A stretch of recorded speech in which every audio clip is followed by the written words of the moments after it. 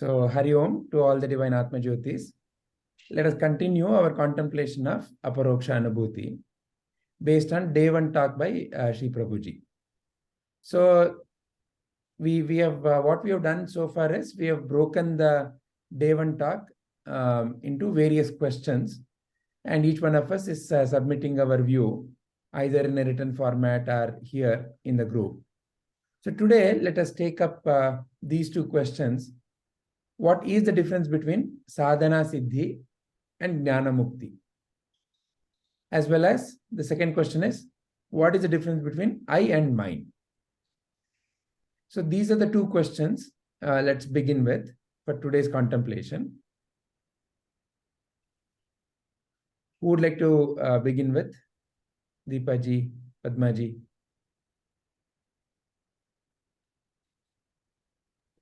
Sir, just give me 2 minutes. I'm just writing it down once. Yeah, sure.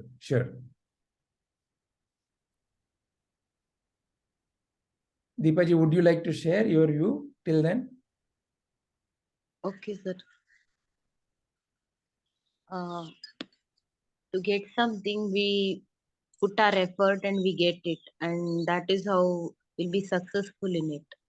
So the effort that we put is sadhana, and what we get out of that effort is the siddhi. The success that we are getting out of the effort that we put is siddhi.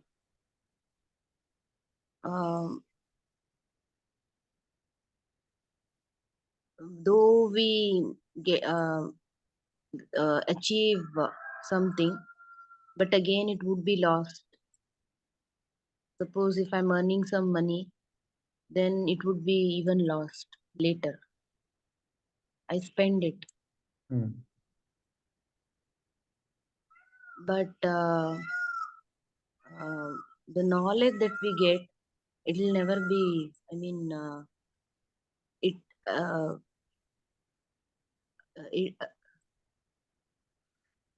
it will lead us to lead us to the liberation.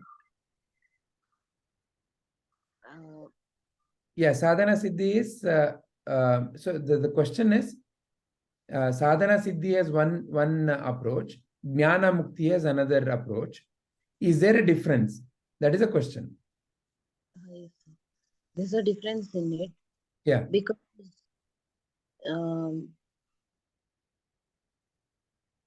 here the knowledge will lead me to the clarification of the experience. And because it's not a new experience, so, and I'm experiencing it already. This non-duality is there in me already, but I'm not aware of it. We get it, this knowledge, actually we get it through text. These text clarifies my own experience. So that is Jnana and Mukti. Mukti, yes, sir. So what kind of Jnana are we talking about here? You know, the what kind of Jnana leads to Mukti? As I am limited, and I want to actually get rid of these limitations. Doership, then I enjoy doing something, and then the pride in me that I know something. Kartaham, bhoktaham, and nyataham. So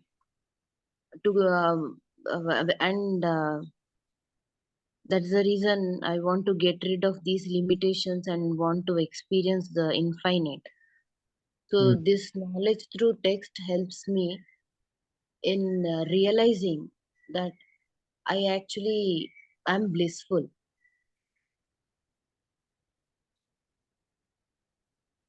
This is already there in me.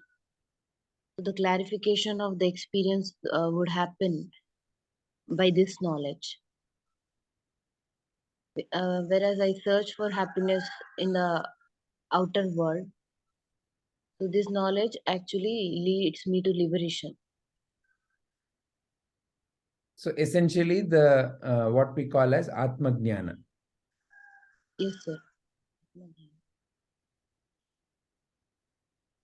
Very nice.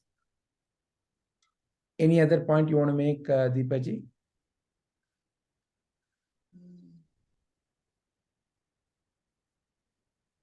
No, sir.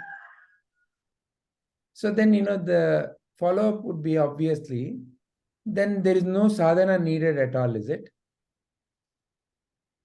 No, to function in this world, I have to do my karmas. Correct. That is true. But you're already, the Jnana is essentially pointing at the fact that you're already mukta. So what is the purpose of the sadhana then? Sadhana would be still there uh, because I have not yet experienced this, sir. I actually I'm still trying to experience it. Just this knowledge won't help me now. There only when I put some effort to experience it and I experience, then I think uh, sadhana, like I said, I'm not able to meditate. Though I say these things that I'm not the body, mind, and intellect, even during meditation, I have not reached that stage. But So, you're saying in Jnana Mukti, essentially it is clarifying that you are already liberated. It is not that, liberation is an outcome of the sadhana that you do. but That is still what, but still there is a confusion in me, and maybe because of that, I'm not able to meditate, sir. Not able to feel that within me. feel what within you? That I am the Atma. Only this knowledge doesn't clear out my confusion. So now, who is the one who is then answering all these questions? My mind and intellect itself. Okay, so just notice that sentence, my mind and intellect. So there is a very clear recognition that through the mind and the intellect, the answer is being given. But the mind and the intellect, are they able to answer by themselves?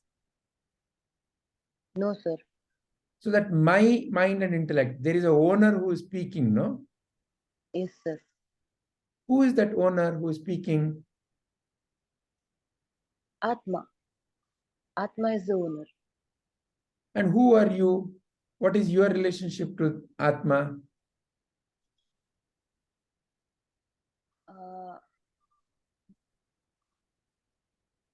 I'm the Atma itself, sir. I am the owner. I mean,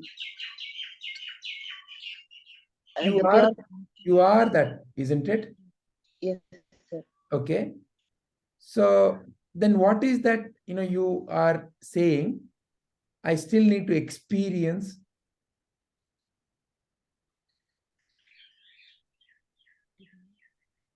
Even in Bhagavad Gita, it is said, isn't it, sir, in chapter 6, in verse 6.3, that one, the one who is still trying to experience should take the path of karma, and one who has reached that stage where he can meditate properly.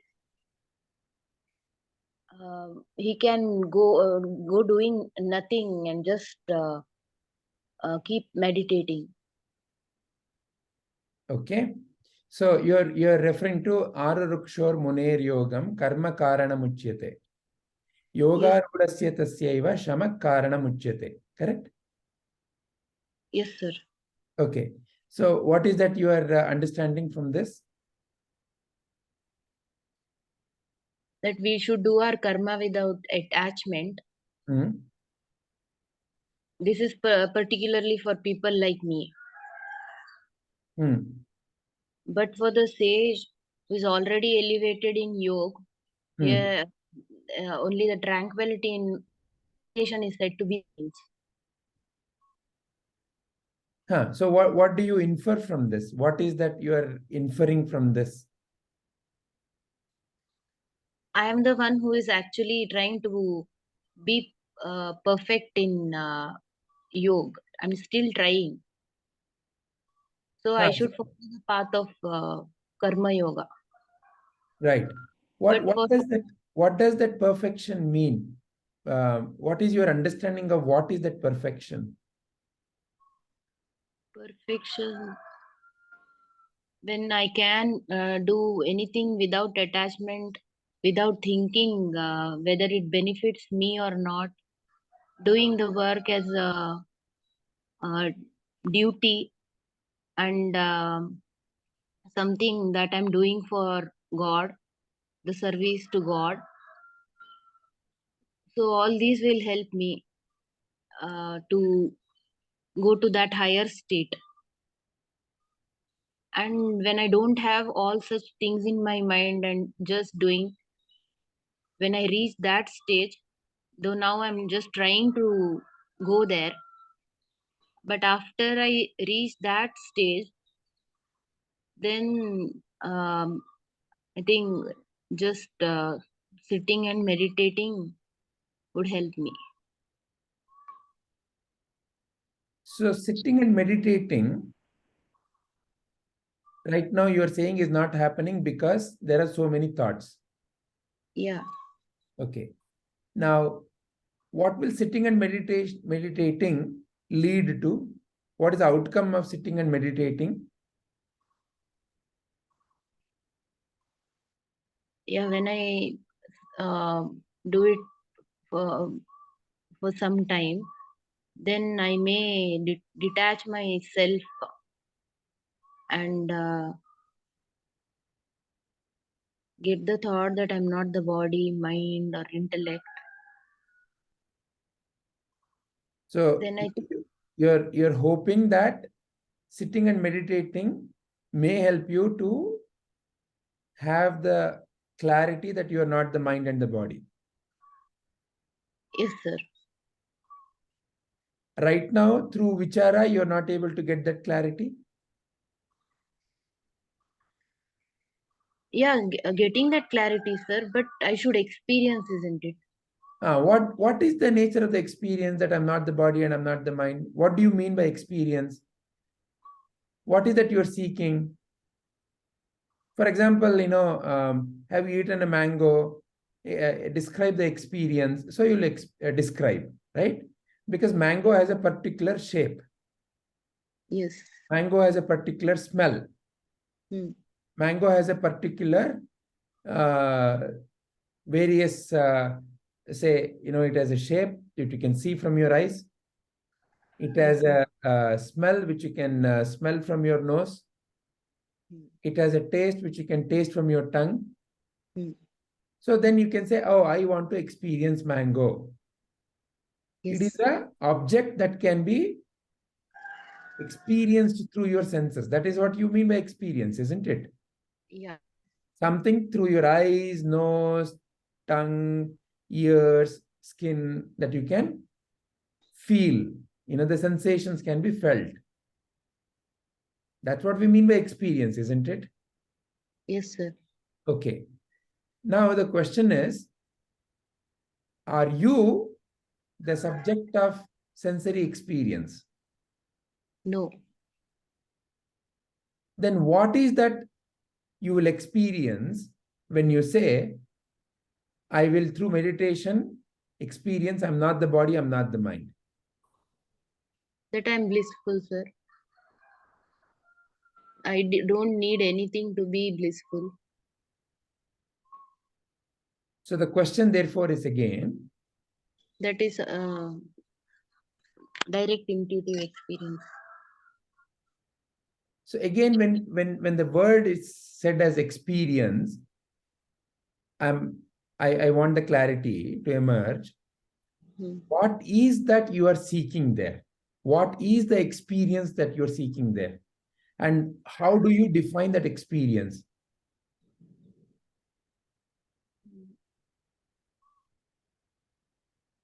What is your mental concept about direct intuitive experience?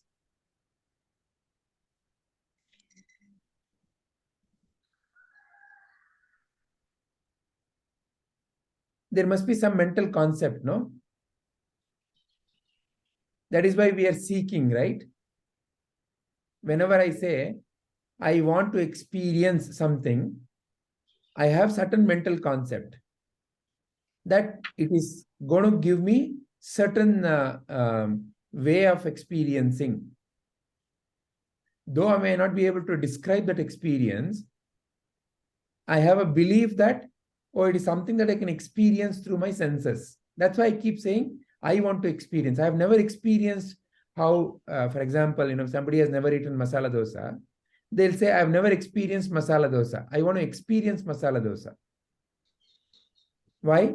Because the mental concept or the thought process is, it is an object that I can consume through my five senses. Yeah.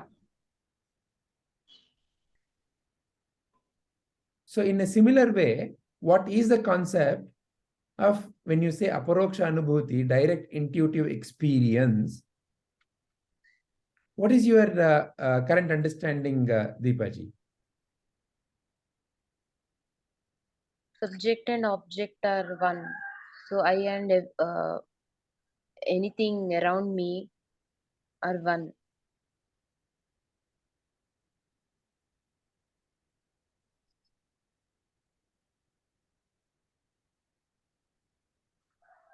Okay, so But if we think they are one, yeah, how can you consume it, Deepaji? Right? If see, only when the subject and object is different or we think it is separate, then there is a question of like, okay, I will let me have this, let me consume this and see if I am filling up or that lack is going away, right? Because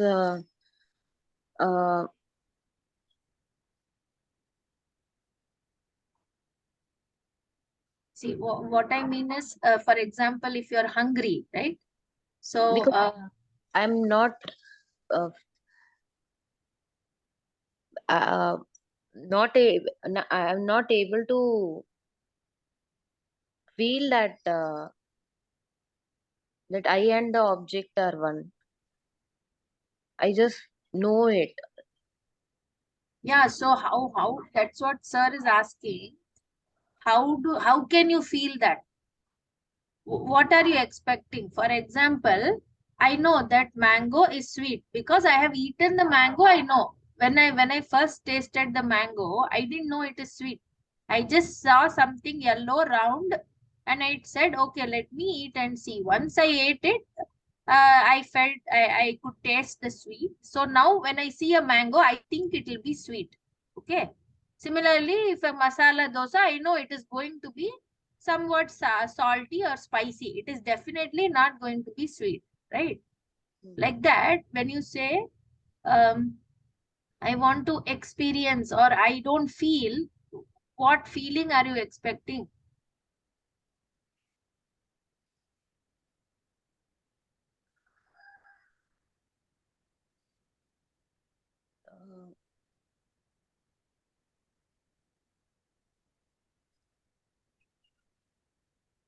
I don't need anything to be happy.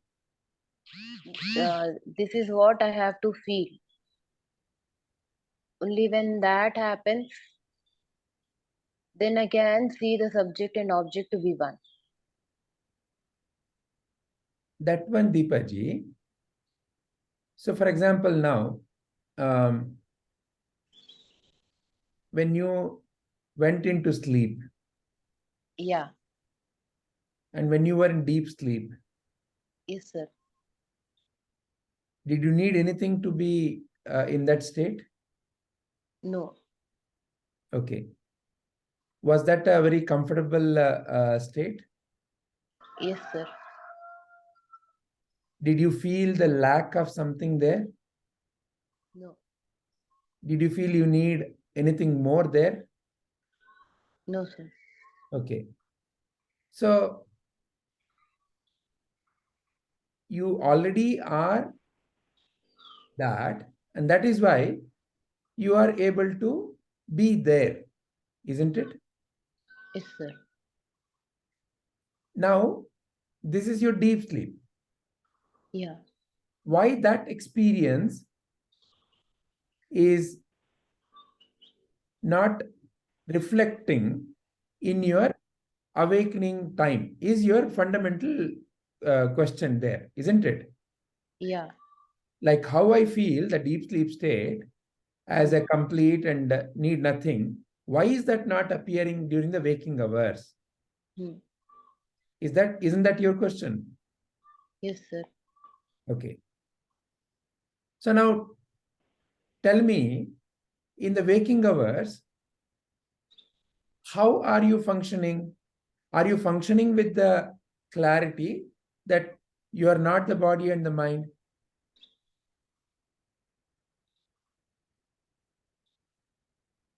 No, sir. When So, I'm in yeah. this waking world, Hmm. I can't, I will be just going on doing my daily activities, Hmm. but I don't keep in my mind that I'm not this body, not the mind. And that may be the reason whenever some work is to be done, I will just see what is the benefit that I would get doing this. Okay. See, for example, functioning means what? Functioning means you have to apply your mind and body in a given circumstance or a situation, isn't it? Yes, sir. Yeah. In a given situation, when you're applying the mind and the body, Hmm. you are aware that you're applying the mind and the body? No, I won't be aware. But Right now, I'm asking a question to you yes, and you're answering. Are you not aware that you're answering? I'll think of it only when you ask this question. Yeah, For only then. example, when you said now, I Uh, am thinking and I am answering, are you not aware that okay, this is the thought and this is the way I'm answering? yes, sir. So You're constantly aware, right? You're yeah, aware of your mind and body functioning, yeah, isn't it? yes, sir. Huh. Who is the one who is aware? Atma itself. That is you. Yeah, And what are you aware of? The functioning of the mind, essentially. yeah. Because Yes. the functioning of the body is also Hmm. known to you through mind only. Yeah, So ultimately, what are you aware of as far as waking world is concerned? You are aware of various patterns of thoughts that are coming and going through your mind. yeah, So what are you essentially constantly noticing? Functioning of your mind. yeah. But the one who is noticing the functioning of the mind, you, Hmm. are you the mind? Are you the whatever the thought that is emerging and going? No. No, you are separate. Hmm. However, you are able to see it, correct? Yeah. Now, the one who is watching you, Hmm. has it ever gone away? No. Has it ever vanished? No. So that is you. Hmm. Now, the one who is watching, Hmm. the one who is watching, Hmm.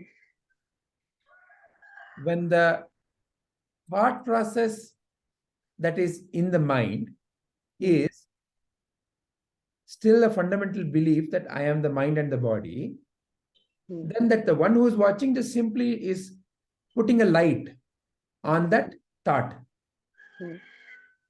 It is like, to illustrate through the picture, in the movie example, light falls on this film and projects. Yeah. Whatever is there in the film is what the projection will be. But is the light ever affected by what is on the film? No. The light is independent of the film. If there is no film, there is no projection. That is like your deep sleep. Waking hour or your dream state is, there is a film. And that is getting projected. However, when you look at this picture and get identified with this picture on the screen, you, for a moment, may forget that you are the light. Forgetfulness is where? Where is forgetfulness? Again, in the film, the mind. The film is like the mind. But you, for you, is there any forgetfulness? For the light, is there any forgetfulness? No. So you are that light. Now, experience, when we talk about experience, experience is something that comes and goes on the screen. But for the light, is there an experience as such? No, sir. It is blissful. I mean, It is simply there. It simply shines. However, when you get connected to an object here in the movie, then you may say, okay, I am wearing red dress. I want to now experience yellow dress. So now tell me, what is that experience that would you be getting that you say, I want to experience through meditation? I am that, sir. Come again? I am that. So are you saying that I am that experience is what you are seeking? No, sir. I did not understand your answer. That I am blissful. It is not the experience, but it is my nature. Now through the vichara, whatever we just now saw step by step, through the vichara, is there still a confusion about whether you are the light or the film? No, sir. I am the light. You are the light. So then, what is that I am blissful, you want to experience? Is that clarity that I am the light? Is that the clarity, or is that maybe I am the light? I am the light itself. Is that a firm clarity? Or are there still doubts? There aren't any doubts, sir, that I am blissful. At least after attending these sessions, there aren't any confusions like that. But there are doubts that whether I will reach there or not. Though you tell me that you are that. Where you have to reach, Deepaji? If you are that, where you have to reach? What does the light have to do to become the light? Nothing has to be done, Vijayji, but though I attend these sessions or Bhagavad Gita sessions, practically, I mean, I'm not able to ingrain those thoughts in me or uh, do it, follow what is said in these things. Okay. Sometimes I would even cry sometimes that I'm not able to follow these things. I mean, following in the sense not able to apply this. Okay. When you say I'm not able to apply, I do something and then I think I shouldn't have done this. okay. So that is like saying, as an example, a scene came on the screen and somehow, oh, this scene shouldn't have come on the screen. Yeah, Correct, no? yeah, In the movie example, this shouldn't have come. But how much ever you think about it, is it ever possible that, whatever scene that has come and gone, can it be retracted? Can it be taken away? it can't be taken away, but in the future, uh, if I have done something, then I can pay some attention to it to see Excellent. to that these things don't happen again. So the only option you have is to learn from that, isn't it? Yeah. Okay. So just because you realize through vichara, that's why I want us to be very clear. Is the vichara, is the clarity that you are the light, is that clear, first of all? Yes, Are sir. there any doubts No. in? Okay. So that is a firm inner clarity. Okay. When that is the firm inner clarity, then how are you getting associated with the change?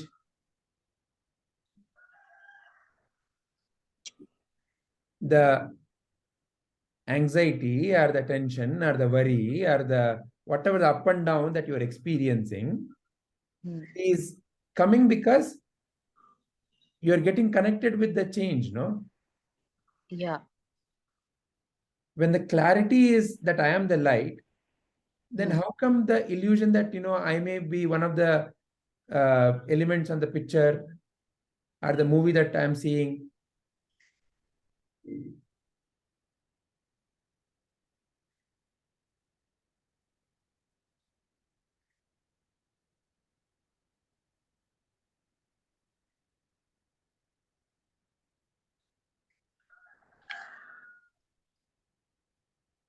So that's why, so sadhana siddhi, sadhana essentially helps us to bring chitta shuddhi. And chitta shuddhi, when you do the vichara, when the mind is clean enough, when you do the vichara, that's the end of the journey.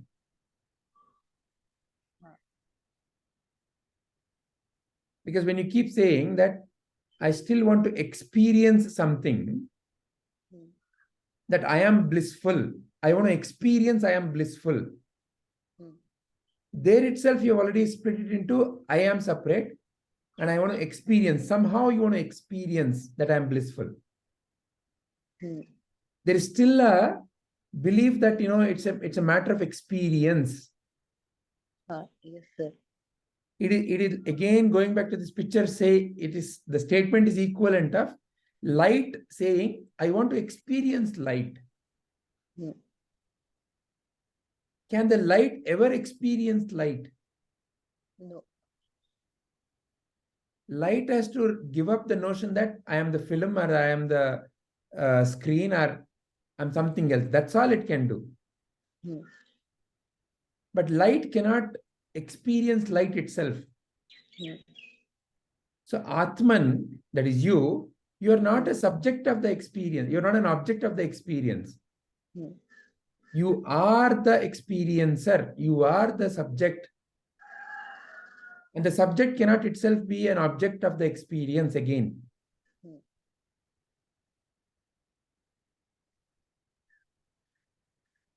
So that's why the path is, sadhana is to bring the chitta shuddhi, and jnana is to clarify.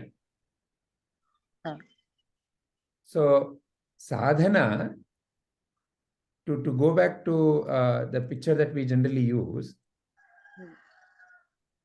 sadhana, when there is a bondage, sadhana, that is, the satsanga, seva, sadguru, getting involved in seva activities, starts cleansing the mind of the deep-rooted impressions, which block the ultimate realization. And the ultimate realization is only through the nija vicharanam, only through inquiry, only through who am I inquiry. So the ultimate liberation or the mukti is not something that you are going to get something. It is simply the clarification that, oh, I have always been that.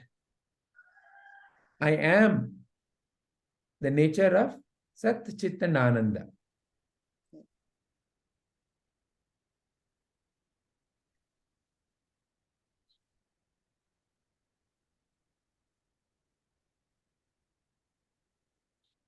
Sir, Yes. One who has actually, like in verse 6.3, it is said that one who has reached the stage where he can just meditate and be happy with nothing. Will he not really do any activities, sir? Sure. See, that's where let's understand what is non-doer means. Non-doership really means. Non-doership, again, let's go back to this example. The light is falling on the film and the movie is coming on the screen. What is the work that the light is doing? Just projecting the light on something. Is the light doing anything for the movie to come? No. Light simply shines, and in that, the movie happens. So, Atman, that is you, your true nature is like the light. So, when we say non-doership, what it means is, you are non-doer. You are not the doer. You're not doing anything. Like, the hand is moving. It's not like I know everything in order to make the hand move. It's not that I may say, oh, I'm moving the hand, I'm speaking. So I am not doing every thing here. So there is no doership. There is no doership is the correct understanding. The ego claims doership. So the ego is not doing anything at all, but the ego comes to claim ownership. Atma, you are Atma, and you are simply like the light which shines, and depending upon the nature of the mind, the gunas of the mind, various films get projected. But in the film, there is an entity, a false entity, a non-existential entity, an untrue entity, a mithya entity called ego, which comes and claims that I did it. So that is the fundamental illusion of the game. Everything is simply happening, but there is an entity which comes and claims that I did it. I spoke, I moved, I did it. I am the one who created this house. I gave birth to my daughter. So all of this is a false entity which is coming and claiming ownership. That false entity is the one which continuously seeks liberation.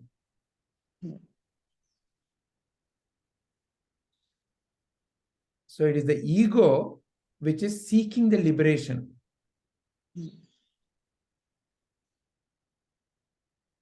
For the light, it's already liberated. And the ego will never get liberated.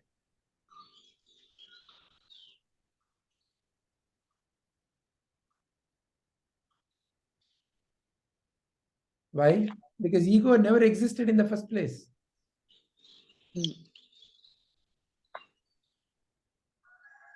It is like, let's say there's a drama going on, and in the drama, somebody is, say, playing the role of Indra. And, in the drama, Indra is in the Swarga. And he has got all wealth and everything. Now, let's say he has been blessed. You are the owner of this whole earth in the drama. And then that Indra comes into his home and goes to neighbor's home and saying that, this house belongs to me. Or going to another restaurant and say that, now serve me because I am Indra. So does that particular Indra, is it a reality from the standpoint of others in the world? No. In the drama, he is Indra. And if that drama entity continues to play that role outside, then it will be beaten up. That is essentially what the ego is pushing here. That I want liberation. As if it is a real entity.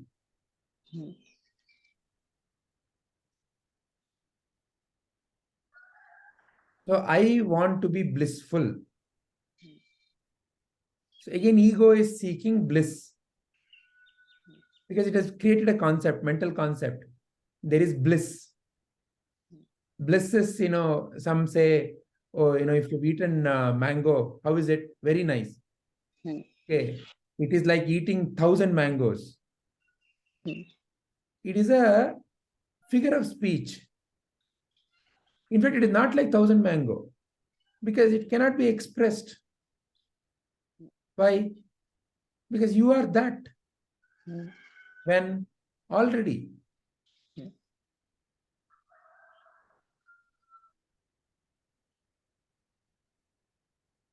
So that is why in this picture, the sadhana is to bring about that chitta shuddhi to help clarify. So the real siddhi of the sadhana is atma vichara, which clarifies. You are able to understand? Yes, sir. So the real siddhi of the sadhana is ultimately you are with a Sadguru and you realize the final truth that I am that.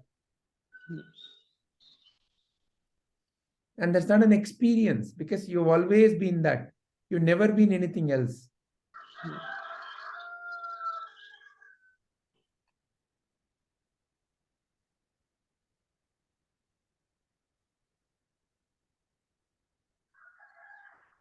Let's listen to Padmaji's view also.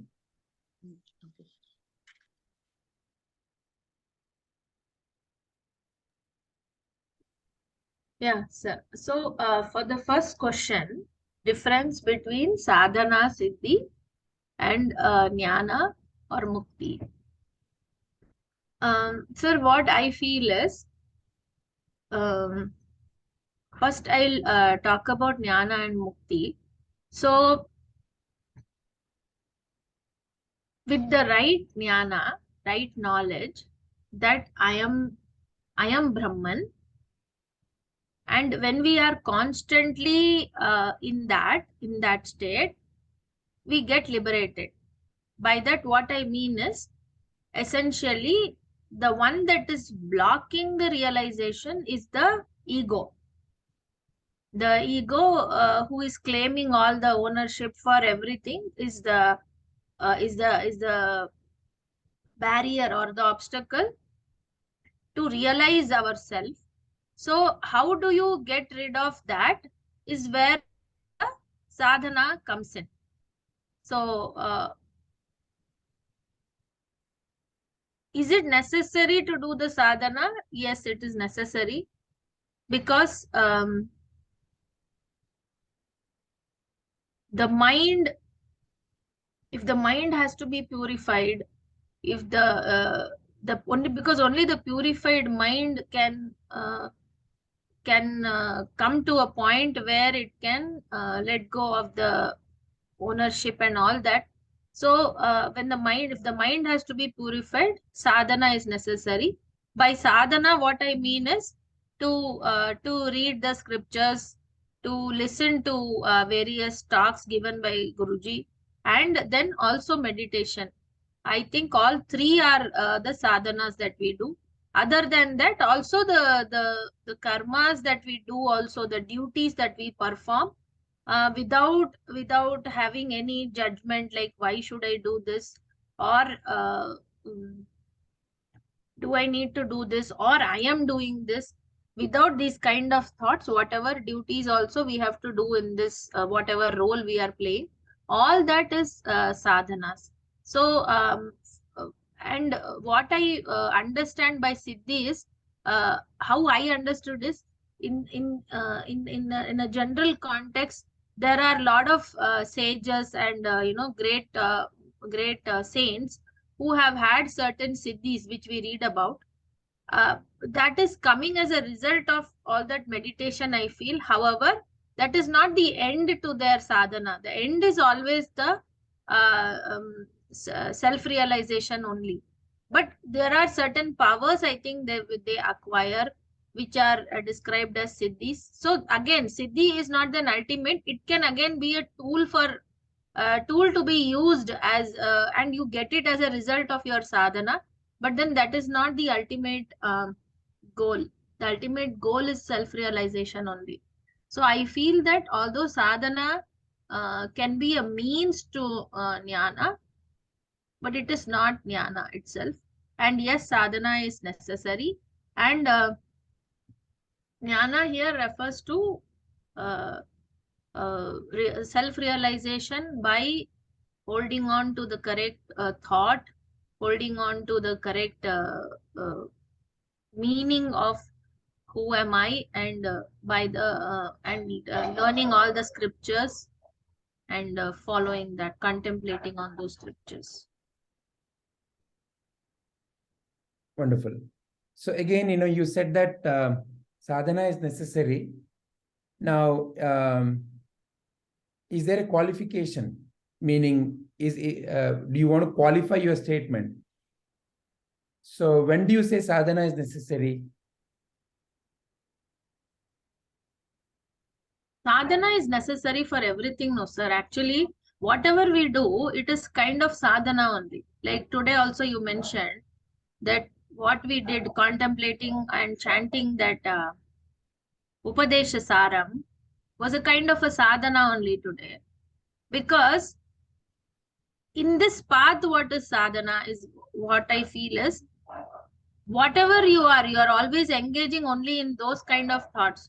For example, say you want to think about God.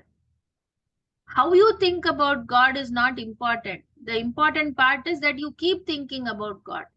It can just be just chanting one word like Rama, Rama, Rama all the time. Or it could be a whole big shloka of, say, some 126 lines. However, the main object there is not the chanting or the saying the Nama, but it is the remembrance, the constant being with him. So like that, I feel sadhana can be in anything. It is not only the japa or anything. Even the activity that you do, the duties that you perform, that also can be a sadhana. every day as a woman or as a mother or as a wife, I do certain chores for my family. Instead of thinking it as a chore, that itself can become my sadhana. That itself, many times cooking itself is meditative for me. Many times cleaning the house itself is meditating, because I feel very calm when I do that. Although there is some work involved, like there is cleaning of dirt and dust and all that, which may seem dirty to others, but for me that is very calming, and I don't know, somehow it brings one peace within me. And I don't talk generally at that time. So it's a very peaceful time. And it's like I take around 1 hour. So the whole house is also clean as a result of that. But you have that very peaceful thing. There is nothing to worry about. No thoughts come during that time for me. So certain activities that I do itself, I feel like it is more like meditation or sadhana for me in my house. Very nice. So the point is there, see, for example, who is doing the sadhana? It is the someone who is seeking something is doing the sadhana. Correct. Yeah. As long as that seeker is there, the sadhana is there. Which is what we referred as the ego. As long as the ego is there is a sadhana needed. Correct. Yeah. Whereas for a jnani, Ramana Maharshi, Prabhuji, so there is no more sadhana in the sense that there is no more seeking. Individual doer, there is no more seeking.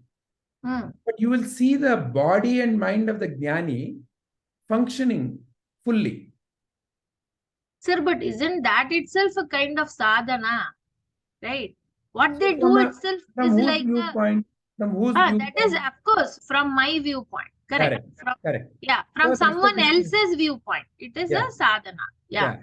So from an outsider, oh yeah, see, even with all this, look at how Prabhuji is functioning. Correct. Sadhana. Okay, so that is the way of usage of the word. But again, the clarity we need to have is, for Atma, there is no doing. All right. So realize that Atma is the non-doer. That is correct, sir. But here in this question, when you are asking the difference between the two, so even though Jnana and Mukti is like self-realization, there is nothing to be done to realize the self. Isn't the sadhana or that path necessary? That is there, right? For who? For the seeker. So that's correct. Why when For the talking about this, from a seeker viewpoint, sadhana siddhi leads to jnana mukti, is how we can understand. When a seeker is doing whatever he or she is doing, why are they doing whatever they are doing? Because they want to go somewhere, reach somewhere, or get something. Correct, right? So therefore, the doing, say, I am doing pranayama, I am involved in seva, I am chanting Rama Japa, I am doing meditation, I am doing transcription. So various activities. Okay. So the seeker is involved in various activities. What is the outcome of that activity? The outcome of that activity, what is the real siddhi of that activity, is it purifies the mind. That is the siddhi. Yeah. So now, in the purified mind, that is still not liberation. Yeah. In the purified mind, then the final vichara has to happen. Then the mukti. So the final vichara is the jnana. And that jnana leads to Aparoksha Anubhuti. So then there are no more, then there is no more seeking. So Therefore, the real Siddhi of the sadhana for a seeker is ultimately the seeker identity vanishes.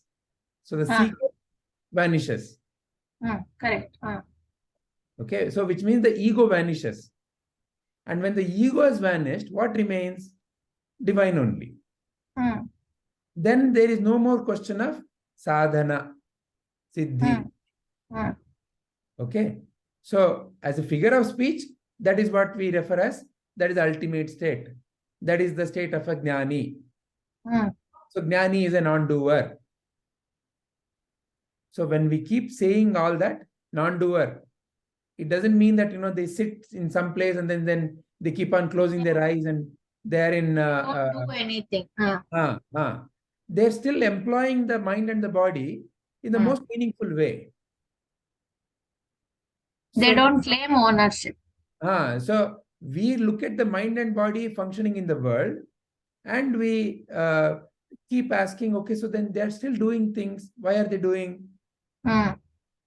So that is not the question. That is not the realization. The realization is jnani is the non-doer. So in that sense, the seeker identity is the one which does the sadhana. And the sadhana's siddhi is chitta shuddhi. And the chitta shuddhi leads to ultimate clarity. It is not an experience. See, chitta shuddhi can be seen as an experience. I had so many disturbing thoughts. I sat and I focused on my breath, and wow, now I experience a total silence. So there is a experience. I felt so annoyed and I started just chopping vegetables and started cooking. And as I got involved in that, somehow I felt peaceful. So that is an experience. Because what is that being called as an experience? Before and after are being compared in the mind. Is the before and after being compared in the mind. So the comparison of the before and the after, it what you call as an experience always in life. Because experience in the current, there is nothing to compare against. Correct. Yeah. In the present moment. In the present, and the present is the only reality. What is that that is there to compare against? So in the present, there is no more I want, I don't want, good or bad. So in the present, when there is no want, don't want, good or bad, then that itself is meditation. Because when there is no want, don't want, like, dislike, in the present, because it's only in the present that you are using your mind to make a choice based on the past and what is happening now. Oh, this is how it should have been. So you always are, when you say I had a great experience is always by comparing. Or I want to have an experience. It is again, there is a mental concept of something, something in the future. Some expectation. So experience is always comparing with the past and the present and something that may be there in the future, some imagination in the future. I've read all about bliss in the book, and the bliss, and they say the tears were rolling down the cheek, and they were jumping joyfully, and they people around them were also dancing, and it's such a state of ecstasy. So there's an expectation about how that experience is going to be. Oh, I have never danced like that. I never cried like that. Oh, so, that is an experience to be had. So, experience in life becomes or comes because of this comparison, past to present, or whatever Present to future. present to future. Whereas the reality is only here and now, and in the here and now, there is no more comparison that is possible. The comparison is in the mind, memory based. Why? Because the mind is still rooted in the concept of I am something, and there's a time and space. All these concepts are deep rooted. So mind still holds on to that comparison. So dropping this comparison game of the mind is liberation.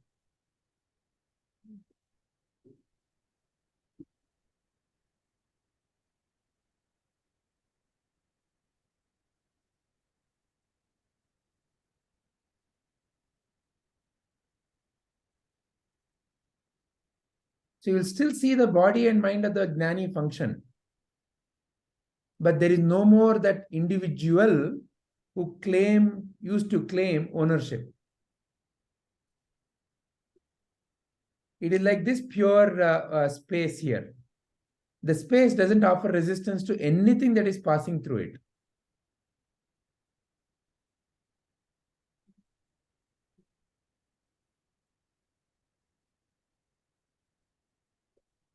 Now that may again cause a confusion. Does it mean that Jnani doesn't make decisions? You can see very clearly, Prabhuji says, let's do this, let's not do that. Oh, so then Jnani is making choices. How do you say that, he's offering no resistance? How do you understand that question then? There is nothing to gain for the Jnani for his self. So the purpose of doing that actions change. It is for the welfare of everyone. He doesn't have anything individually to gain from it. So it is in one word, if I have to describe, it is only like giving. I have received whatever I have received or more than I received. Let me give and make a difference in other people's lives. Even the let me give and make a difference is... Yeah, that ownership is not there. Yeah, I'm there. Just trying to, simply it flows. See, like water, like a river. Let's say there is a room which is dark, and you have come from outside and you see that there is sun, and you see, oh, it is this window that they have locked and put big screen. You simply remove the screen. Yeah. Then the light simply will flow. You didn't have to do anything. Yeah. So it's a spontaneous flow that you see in a Jnani. It is not based on memory, not based on individual opinions. So it's a very spontaneous, a childlike spontaneity.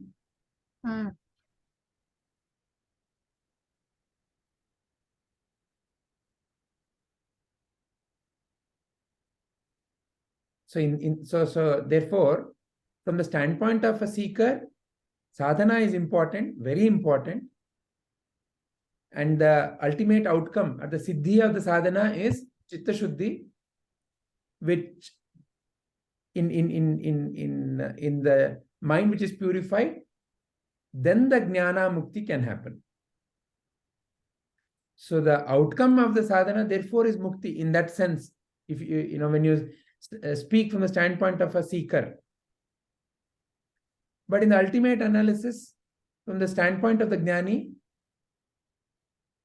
there was never a seeker, because the seeker was an illusion always. Analogy is, you are dreaming. In the dream, you go to places, there are animals in the forest, you're being chased, you're crying, you're smiling, all those things are happening. But the moment you wake up from the dream, you know that everything in the dream was unreal. It never existed. But during that time of the dream, it felt like as if it is existing. It's an apparent existence. But when you wake up from the dream, there is no dream at all. In the sense, what I mean is, there is no reality to the dream characters.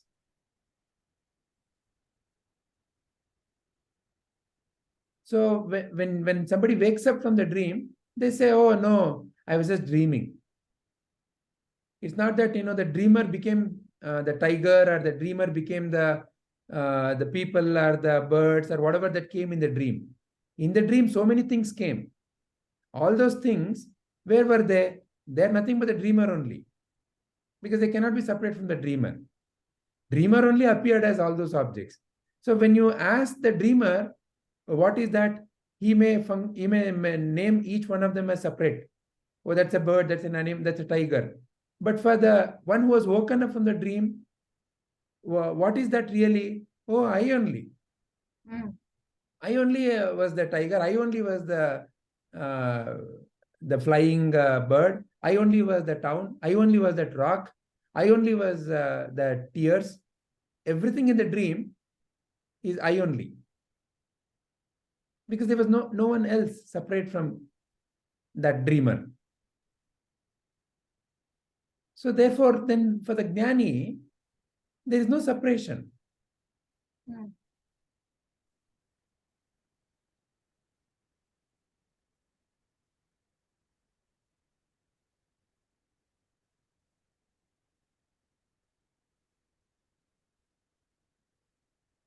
Okay, so then how do you, what is this? Why are we asking this question, I and mine? Why do we have to distinguish this, I and mine? For the Jnani, there is no separation. Yeah. So, but why are we talking about I and mine? Yeah. So I and mine is again for the one who's not realized. So how do you why it is important is to clearly know who am I, or to keep reminding yourself who are you. You need to have this difference, because anything that is changing is only mine. It cannot be I. For example, my family, my husband, my child, my house, my car, my clothes, even my body, my mind, my emotions. I think nothing is I. The I is beyond all this. That is a constant thing I have to keep reminding myself. Like, I am not this, I am not this, I am not this, I am not even this, like that. So that is important, so that the association and the attachment that I have to all the objects around me or the people, that gets reduced slowly. There is some detachment happening, because I am very much attached to whatever I call as mine in various ways. Yeah. Yeah. Deepaji's view on this question?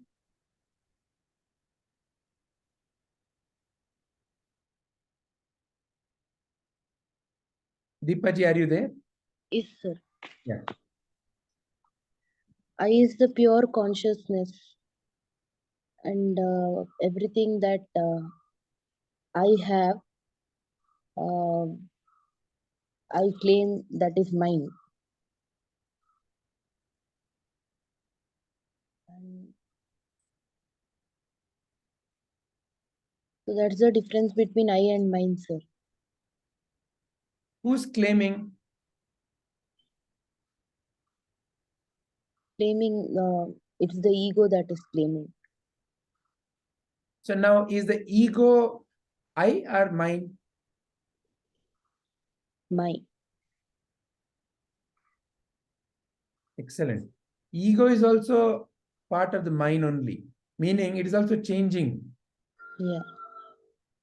So anything that changes cannot be I. Can you notice? Ego is constantly changing. Yes, sir. I used to be a student. Now I am a teacher. So the student ego has become the teacher ego. I'm a professor, I'm a principal. Oh, now I'm a principal ego. I am a girl, I am a lady, I am a mother, I am a wife. So the ego is constantly morphing. So ego is also in the category of mind.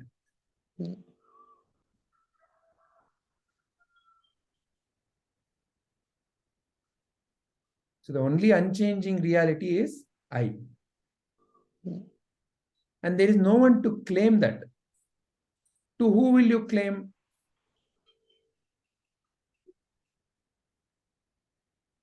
There is no one else to claim.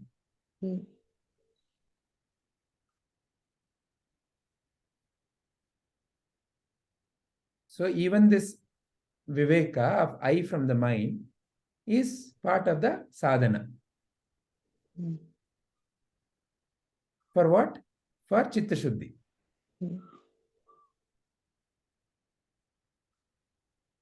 So when that viveka gets established, then naturally, even during the activity, there is no more claiming, there is no more ownership. It is that claiming and that ownership is the one which causes ups and downs and anxieties. So naturally, it starts dropping away. So active application of this Vedantic Viveka is also meditation, therefore. So when Sri Krishna says in 6.3 that, for the one who is aspiring for perfection, meditation is the means. After working without the attachment is the first step, and meditation is the second step. In a way, that is what he's saying here, right? Yes, sir. So working without attachment causes the mental agitation to go down. When you look at this picture, the mental agitation as a seeker is very high because there is a doership, enjoyership, and knowership. As you get involved in nishkama karma, there is seva, satsanga, sadguru. As you get involved, then that gradually starts reducing the attachment. So this is the first step. It brings the chitta shuddhi. And for someone who's already established in that, okay, so the hold of the sadhana, of the impressions has reduced, and the mind is generally at peace, then meditation is the means. Now, what is meditation? We generally tend to think of meditation as, by looking at pictures or closing the eyes. Right? Yeah. Not necessarily. In fact, you cannot do meditation. You are meditation, meaning getting established in your true nature. Recognizing your true nature is ultimately meditation. So when that viveka, you have to apply that viveka during your actions. The practice of sitting with the eyes closed is again an initial step, so that, see, the hold of the thoughts is very high. When I sit with my eyes closed and I feel peaceful, I have to recognize that, hey, what is that I had to do to be peaceful?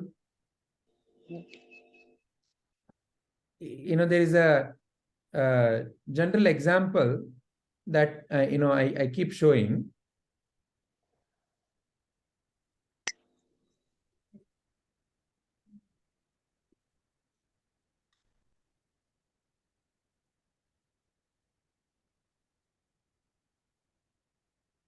Can you see this bottle of water? Yes, sir. It is like our mind. Hmm. You can see, there are some things which are floating at the top, something in between, and something at the bottom which is settled, right? Hmm. This is like our mind. You can see very clearly what is where. Hmm. Now, what we do during our waking hours, during our various involvement in life, we start getting involved with the thought process. Hmm. Now, what happens as you get involved with the thought process? Now, you can see that it seems like one big mess. You cannot see anything very clearly. Hmm. See, what is happening? You don't know. My God, so disturbing.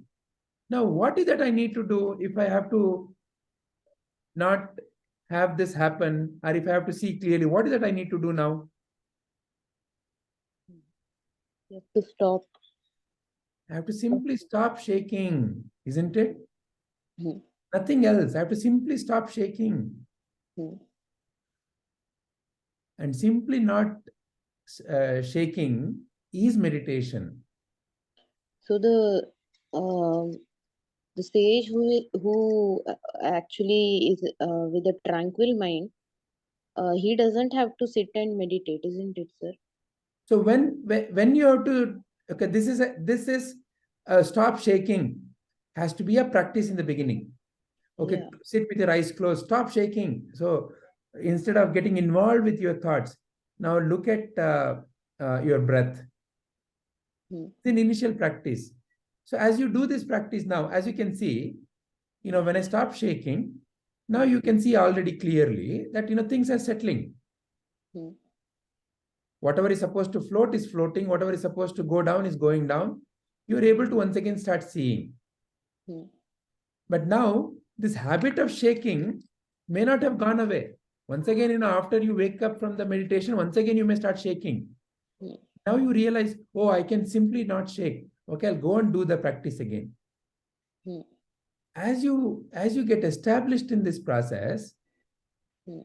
then you know that, hey, it is not my eyes sitting with my eyes closed that is causing this settling down. It is simply I not getting involved with this thinking process. Hmm. Because during meditation, what am I doing? I simply am letting whatever thought that is coming, I simply am letting it go. Oh, it is not the thought that is causing all this problem. It is the ego's attachment to these thoughts, ego's wanting to getting involved with these thoughts that is causing this. Hmm. So now you're able to apply this discrimination that you gained during meditation. Hmm. See, the Siddhi you gained during by the selfless action is Chitta Shuddhi. The Siddhi that you got from selfless action is Chitta Shuddhi. Mind is calm enough, Hmm. peaceful enough. The Siddhi that you get by active practice of meditation is really this discrimination. That when I'm not involved with the thinking process, then they are at peace. So in that mind, then the vichara can happen. And the Jnani is completely detached from this entire thinking process. So the Jnani has realized, I'm not the thought, I'm not the thinker. I'm simply the light that is shining. Simply the light which is shining, and because of which this entire mechanism, the mind, the function of the mind is visible. So that realization is there in the Jnani. So Jnani is therefore ever liberated. There is no more disturbance for the Jnani. Why? Because the thinker, turmoil, all are in the mind. So Jnani is simply able to notice. However, the more you become meditative, in the sense that, as you start practicing, naturally, see, for example, whatever that is causing the dust or this muck in the water, you will naturally know, okay, this is what is causing the muck. So I have to always take the water from the top. So you will know how to operate. Not that the impressions in the mind has gone somewhere else, but you now know how to operate.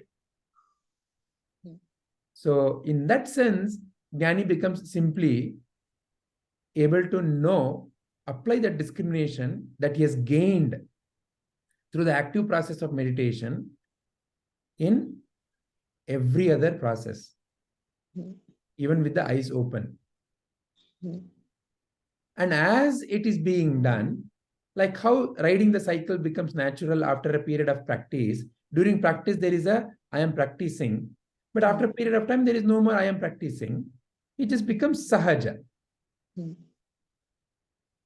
So sahaja dhyana, sahaja samadhi. So jnani is said to be in sahaja samadhi, sahaja dhyana, meaning effortlessness, spontaneity. There is no effort in anything. However, most wonderful things happen around jnani. But jnani doesn't claim ownership.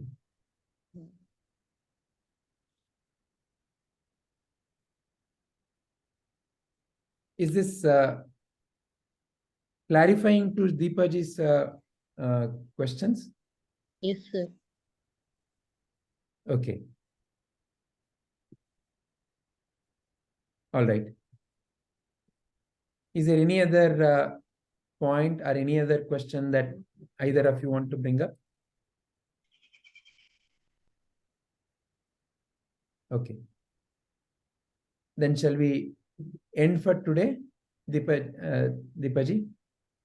Yes, sir.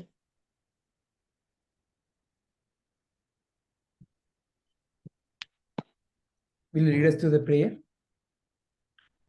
Okay, sir. Om Asato Ma Satgamaya Tamaso Ma Jyotirgamaya Mrityorma Amratam Gamaya. Om Shanti Shanti Shanti. Om, lead me from untruth to truth, darkness to light, impermanence to permanence. Om, peace, peace, peace.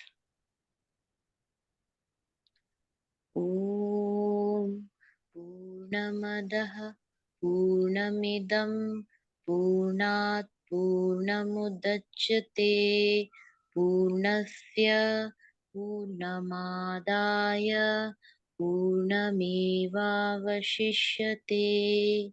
Om Shanti Shanti Shanti. Om. That is complete. This is complete. From completeness comes completeness. When completeness is removed from completeness, what remains is complete. Om, peace, peace, peace. Nanu, nanembudu nanalla, ideha manabuddhi nanalla, Satchidanandatma Shivananu Nani, Shivoham, Shivoham, Shivoham. I'm not the body, I'm not the mind. I'm Satchidananda, Swarupi Shiva. Shivoham, Shivoham, Shivoham. Atmadarshanam, Brahmadarshanam, Brahmadarshanam, Satyadarshanam. Recognition of the self is recognition of the whole. Recognition of the whole is recognition of truth. Om Trayambakam Yajamahe Sugandhim Pushtivardhanam Urvarukmiva Bandhanam Mrityormukshiya Mamritat. We worship the three-eyed one, who is fragrant and who nourishes all. Like the fruit falls off from the bondage of the stem, may we be liberated from death, from mortality. लोकाः समस्ताः सुखिनो भवन्तु। लोकाः समस्ताः सुखिनो भवन्तु। लोकाः समस्ताः सुखिनो भवन्तु. May all beings be happy, healthy, peaceful. Hari Om Tat Sat. Thank you very much, Deepaji. Thank you, Padmaji. Hari Om, sir. Thank Hari you. Om. Hari Om. Om, sir. Thank you. Hari Om Padmaji.